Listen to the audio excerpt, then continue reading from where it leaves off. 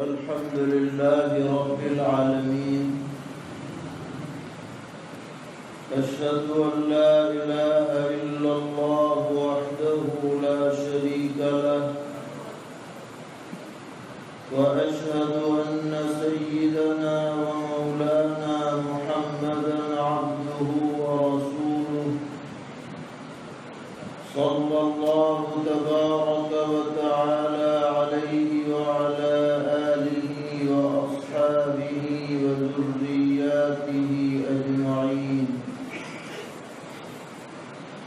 أما بعد فعن أنس رضي الله تعالى عنه قال قال رسول الله صلى الله تعالى عليه وسلم من قطع ميراث وارثه قطع الله ميراثه من الجنة يوم القيامة رواه ابن ماجه ورواه البيهقي في شعب الإيمان عن أبي هريرة رضي الله تعالى عنه. معزز علماء کرام، طلبہ عزیز، یہ کتاب جو ہمارے مدارس میں مشکات شریف کے نام سے معروف ہے،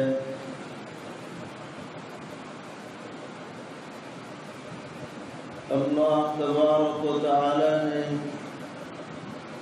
اسے بے مثال مقبولیت عطا فرمائی.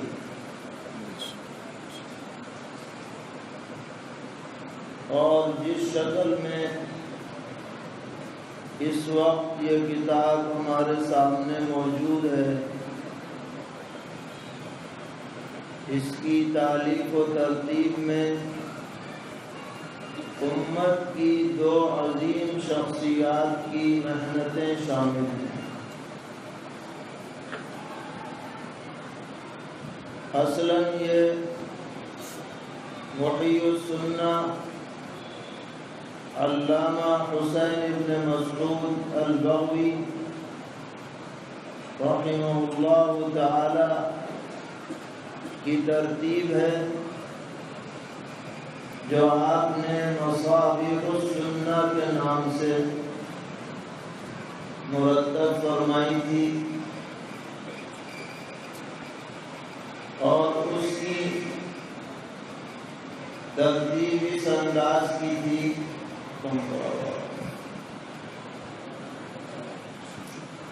کہ انہوں نے صرف احادیث کا نقل لکھا،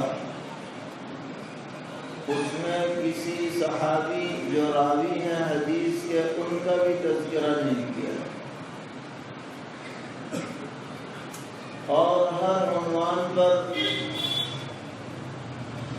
احادیث کو انہوں نے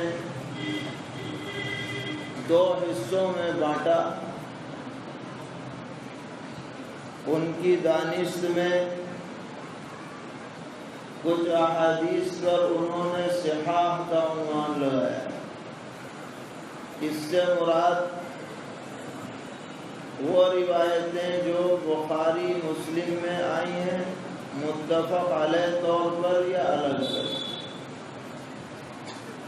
اس کے لیے انہوں نے الفصل الاول قائم کیا. اور دوسرا حصہ انہوں نے ان روایات کا لیا جو بخاری مسلم کے علاوہ دیگر صحاح میں آئی ہیں، اس کو انہوں نے الفصل الثانی میں رکھا. تو شروع سے لے کے آخر تک یہ کتاب الفصل الاول الفصل الثانی پر مشتمل تھی. اور یہ علامہ بغوی رحمۃ اللہ علیہ 5ویں صدی ہجری کے عالم ہیں، شافعی علماء میں ان کا شمار ہے. اس کے تقریباً 200 سال بعد علامہ محمد ابن عبداللہ الخطیب التبریزی رحمہ اللہ تعالی انہوں نے اس مصابیح السنہ کو سجانے اور سنوارنے کا کام انجام دیا،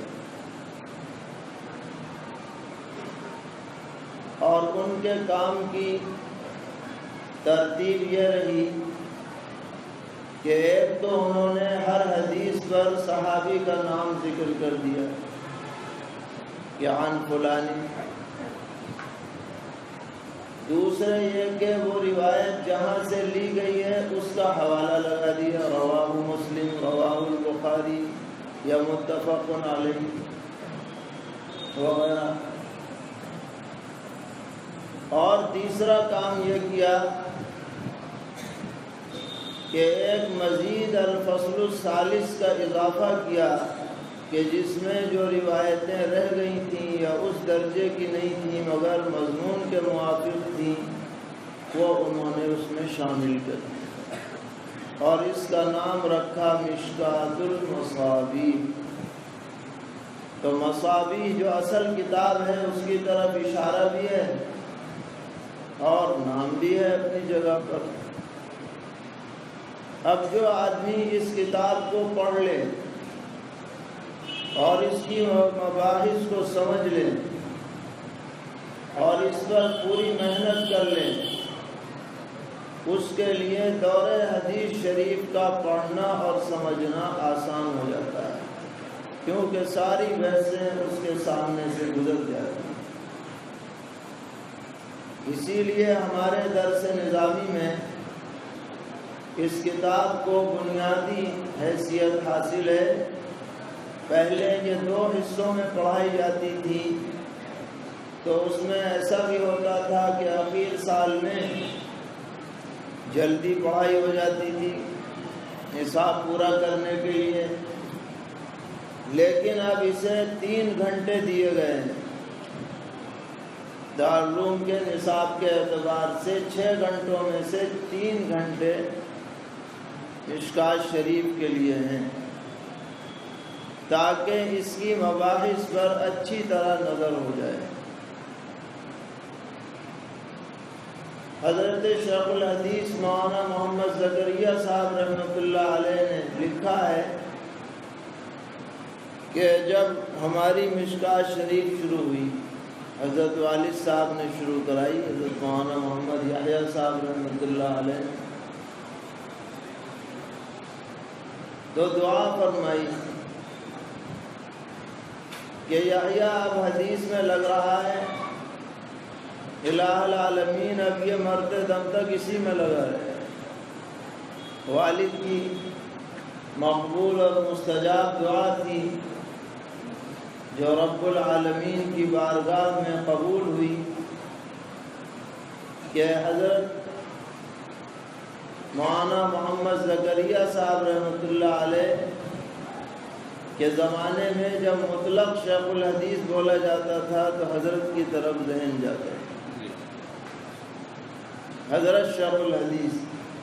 اب تو بہت سے شیخ الحدیث ہو گئے، اس زمانے میں جب مطلق شیخ الحدیث بولا جاتا تو حضرت شیخ مراد ہے۔ اور کتنے عظیم کام اللہ تعالیٰ نے ان سے لیے، بذل المجہود کی تیاری میں مسلسل شریک رہے، اور اوجز المسالک لکھی، اور الابواب والتراجم بخاری کی، اور پوری طرح اپنے آپ کو مشغول رکھا علم حدیث میں، کیونکہ یہ بہت ہی عظیم الشان علم ہے۔ اللہ تعالیٰ اپنے منتخب بندوں ہی کو اس میں مشغول رہنے کی توفیق عطا فرماتے ہیں۔ اس لیے جو خوش نصیب طلبہ اس وقت مشکاۃ شریف کی تکمیل کر رہے ہیں، وہ یہ نہ سمجھیں کہ اب یہ کتاب ہماری مکمل ہو رہی ہے، بس ہو گیا کام بند کر کے رکھ دو، بلکہ گویا کہ اب ہم اس کام میں داخل ہو رہے ہیں، اور اب ہم زندگی بھر اسی مشغلے میں لگے رہیں گے۔ یہ ارادہ اور عزم ہمارے دلوں میں ہونا چاہیے۔ اللہ تعالی ہم سب کو توفیق عطا فرمائے۔ حضرت شیخ الاسلام مولانا سید حسین احمد مدنی نور اللہ مرقدہ فرمایا کرتے تھے کہ عمومی بیانات میں لوگوں کے سامنے مشکوٰۃ شریف کی احادیث بیان کرنی چاہیے، کیونکہ ہر مضمون پر اس میں حدیثیں موجود ہیں، تو جو لوگ وعظ و نصیحت میں مشغول ہیں وہ ادھر ادھر کی باتیں بیان کرنے کے بجائے احادیث شریفہ بیان کریں، اور اس کے لیے یہ بہترین مواد ہمارے پاس موجود ہے۔ اس کی شروحات دیکھیں، سب سے مشہور شرح اس کی حضرت ملا علی قاری رحمۃ اللہ علیہ کی مرقات ہے، اور حضرت شیخ عبدالحق محدث دہلوی رحمۃ اللہ علیہ کی اشیعۃ اللمعات فارسی میں اور لمعات التنقید عربی کے اندر ماشاءاللہ ابھی چند دن پہلے چھپ گئی ہے حضرت مولانا تقی الدین صاحب کی محنت سے، اور اسی طرح شرح طیبی۔ یہ شروحات ہمارے سامنے رہیں تو متون کی جو باتیں ہیں وہ ذہن نشین ہو جائیں گی۔ جلد اول کا اختتام ہوا ہے ابواب الوصایا پر، اور اس سلسلے میں آخری روایت جو ابھی آپ کے سامنے پڑھی گئی وہ بہت اہمیت رکھتی ہے۔ سیدنا حضرت انس بن مالک رضی اللہ تعالی عنہ فرماتے ہیں کہ نبی اکرم صلی اللہ تعالی علیہ وسلم نے ارشاد فرمایا کہ جو آدمی دنیا کے اندر اپنے کسی وارث کی میراث کو قطع کر دے، یعنی ایسا انتظام کر دے کہ اسے اس میراث کا حق نہ پہنچ پائے، جان بوجھ کر اپنا مال کسی دوسرے کو ہبہ کر دیا، غیر آدمی کو، تاکہ بیٹے کو نہ ملے، یا بیچ ڈالا اور پیسے ادھر ادھر خرچ کر دیے، تو فرما رہے ہیں پیغمبر علیہ السلام کہ اگر تم ایسا کرو گے تو قطع اللہ میراثہ من الجنۃ یوم القیامہ، تو اللہ تبارک و تعالی تمہارا جو جنت میں حصہ ہے اس کو بھی موقوف فرما دیں گے، اس کو بھی ختم فرما دیں گے۔ یہ جو معاملہ ہے وراثت کا، یہ بہت نازک معاملہ ہے، اسی لیے اللہ تعالیٰ نے وراثت کے جو بھی اصول متعین فرمائے وہ خود ہی متعین کر دیے، اس میں اجتہاد کا کوئی دخل نہیں۔ دیگر جو مسائل ہیں اس میں بہت بڑا حصہ ایسا ہوتا ہے جس میں ائمہ کی آراء مختلف ہوتی ہیں، استنباطات ہوتے ہیں، تخریجات ہوتی ہیں، لیکن وراثت کا جو معاملہ ہے 99% مسائل اس کے قطعی ہیں، اور قطعی بھی ایسے ہیں کہ قرآن پاک میں تذکرہ آ گیا ہوا ہے۔ سورہ نساء کے دوسرے رکوع میں اور سورہ مائدہ کی چند آیتوں میں پورا نظام وراثت اللہ تعالی نے ان چند آیتوں میں سمو دیا ہے، اور اس میں یہ نہیں دیکھا گیا کہ بھائی وارثین میں کون ضرورت مند ہے کون ضرورت مند نہیں ہے، بلکہ معیار بنایا گیا ہے قوت قرابت کو،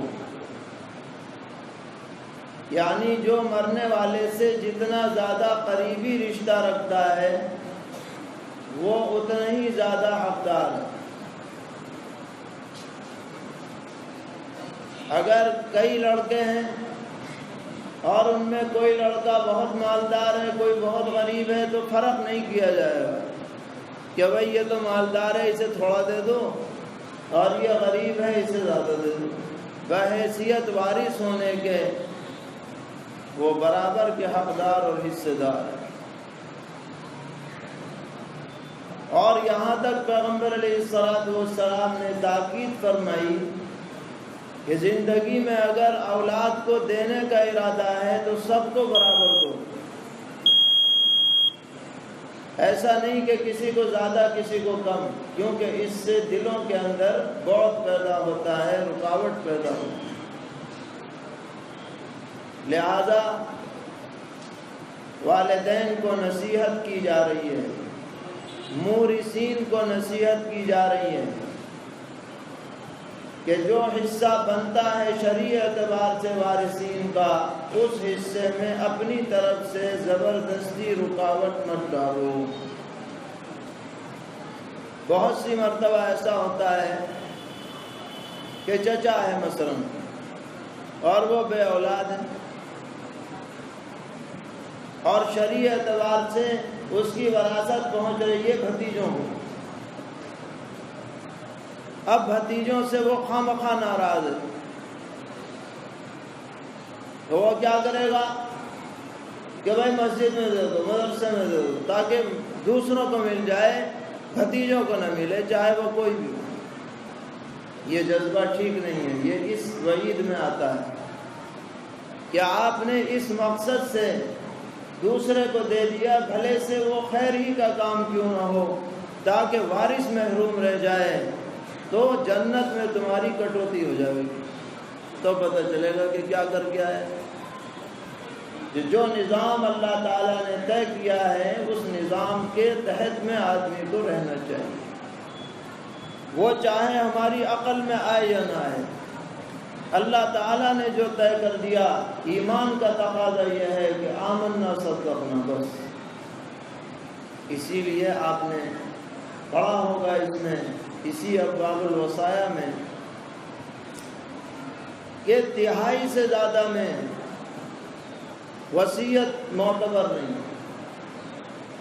تہائی کا آپ کو حق دے دیا کہ چلو تم اپنا چاہتے ہو مدرسے میں لگاؤ، مسجد میں لگاؤ، کسی کے ساتھ احسان کرو، تو 1/3 اور 2/3 کہاں جائے گا؟ وارثین کو جائے گا۔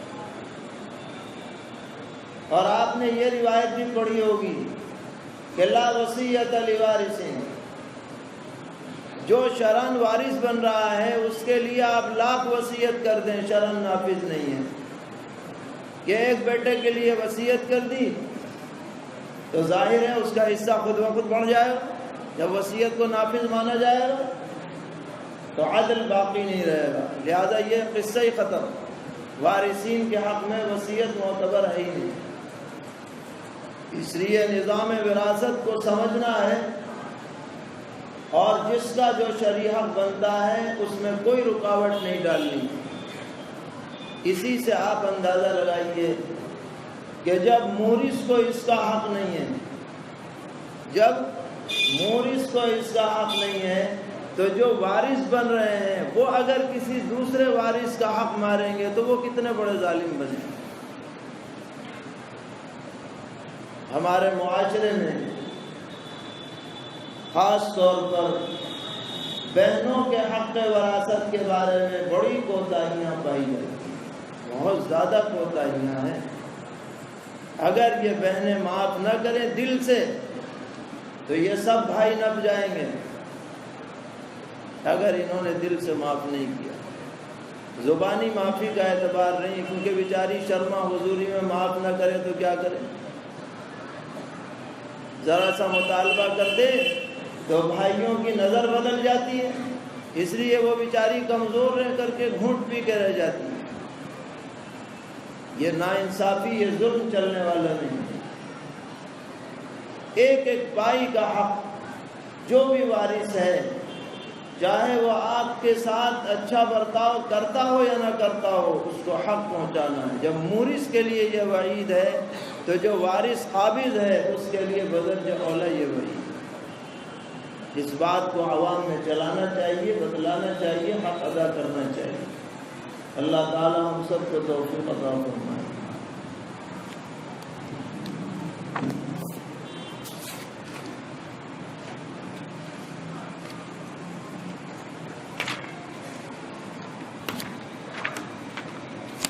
اللہ اکبر۔ اس کے بعد دوسری جلد میں جو آخری روایت ہے، عن باز بن حکیم عن ابی عن جدی رضی اللہ تعالی عنہ انه سمع رسول اللہ صلی اللہ تعالی علیہ وسلم يقول في قوله تبارک وتعالی كنتم خير أمة أخرجت للناس قال أنتم تتمون 70 أمة أنتم خيرها وأكرمها على الله تبارك وتعالى رواه الترمذي وابن ماجه والدارمي وقال الترمذي هذا الحديث حسن۔ یہ روایت باز بن حکیم عن ابی عن جدی رضی اللہ تعالی عنہ کی سند سے منقول ہے کہ نبی اکرم علیہ الصلاۃ والسلام نے اس آیت مبارکہ کنتم خیر امت اخرجت للناس، یعنی تم لوگ بہترین امت میں سے ہو جو لوگوں کے فائدے کے لیے بھیجی گئی ہے، اس کی تشریح و تفسیر فرماتے ہوئے نبی اکرم صلی اللہ تعالی علیہ وسلم نے ارشاد فرمایا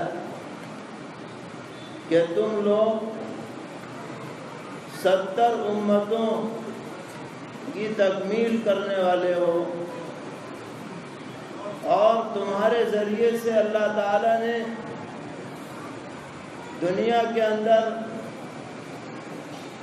جن لوگوں کو دین پر ثابت قدمی کے لیے مقدر فرما رکھا تھا، تمہارے ذریعے سے ان کی تکمیل فرمائی ہے، اور تم ان امتوں میں سب سے افضل ہو اور اللہ کے نزدیک سب سے زیادہ معزز ہو۔ تمام ہی شارحین فرماتے ہیں کہ یہاں پر جو 70 کا لفظ آیا ہے یہ تحدید کے لیے نہیں ہے کہ بھائی گنا جائے 1 2 3 4 70، بلکہ یہ تکثیر کے لیے۔ تکثیر کا مطلب بہت بڑی تعداد میں اللہ تعالیٰ نے ایسی قوموں کو، ایسی امتوں کو مبعوث فرمایا جنہوں نے حضرات انبیاء علیہ السلام کی دعوت کو قبول کیا۔ یہاں امت اجابت مراد ہے، اور جن حضرات نے انبیاء علیہ السلام کی دعوت کو قبول فرمایا ان میں آخری امت محمدیہ ہے، اور یہ آخری امت تمام پہلی امتوں سے افضل ہے اور اللہ کے نزدیک معزز اور زیادہ اجر و ثواب کی مستحق ہے۔ آپ نے بخاری شریف کے اندر روایت منقول ہے، وہ اس سے پہلے کسی جگہ اسی کتاب میں پڑھی ہوگی کہ نبی اکرم علیہ السلام نے مثال دیتے ہوئے فرمایا کہ ایک آدمی ہے، اس نے ایک ملازم اجیر رکھا صبح سے لے کے دوپہر تک، اور اجرت مقرر کی 1 درہم۔ اس نے اپنا کام کر لیا، درہم لے لیا۔